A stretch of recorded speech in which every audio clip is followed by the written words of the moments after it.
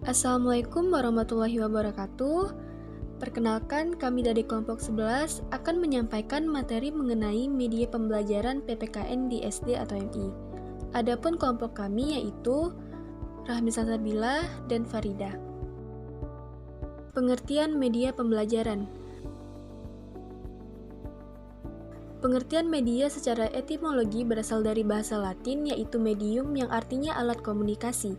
Adapun secara terminologi, media sebagai sesuatu yang membawa atau menyalurkan informasi antara sumber dan penerima, seperti film, televisi, radio, alat visual yang diproyeksikan, dan barang cetakan.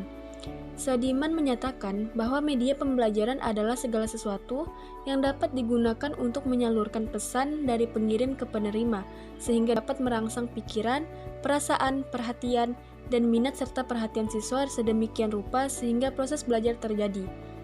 Adapun menurut Susanto, media pembelajaran adalah alat bantu yang digunakan dalam proses pembelajaran yang dimaksudkan untuk memudahkan, memperlancar komunikasi antara guru dan siswa sehingga proses pembelajaran berlangsung efektif dan berhasil dengan baik. Kriteria media pembelajaran.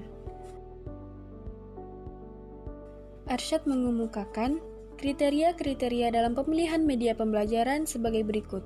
Yang pertama, media pembelajaran yang harus sesuai dengan tujuan pembelajaran.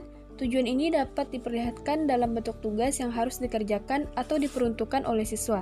Yang kedua, tepat untuk mendukung isi pelajaran yang sifatnya fakta, konsep, prinsip, atau generalisasi. Yang ketiga, media pembelajaran harus praktis, luas, dan bertahan.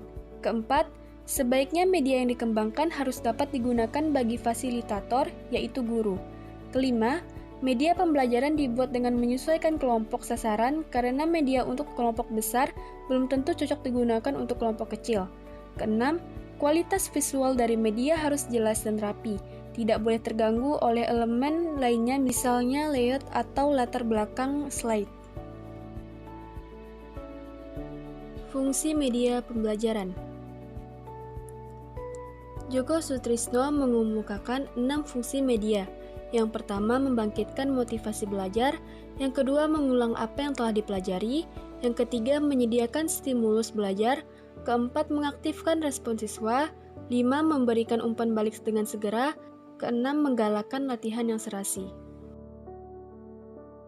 Tujuan dan manfaat media audiovisual. Tujuan media audiovisual, menurut Sanaki, tujuan media pembelajaran sebagai alat bantu pembelajaran. Yang pertama, mempermudah proses pembelajaran di kelas. Yang kedua, meningkatkan efisiensi proses pembelajaran. Yang ketiga, menjaga relevansi antara materi pelajaran dengan tujuan belajar. Dan yang keempat, membantu konsentrasi pembelajar dalam proses pembelajaran.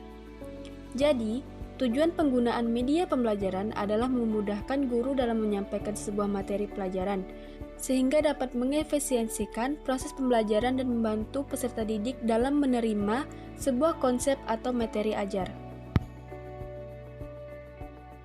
Macam-macam media pembelajaran. Nah, yang pertama, media audio. Macam-macam media pembelajaran audio berfungsi untuk menyalurkan pesan audio dari sumber pesan ke penerima pesan. Media audio berkaitan erat dengan indera pendengaran.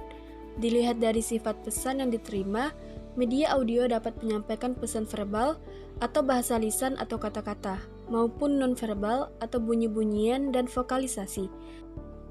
Contoh media seperti radio, tape recorder, telepon, laboratorium bahasa, dan lain-lain.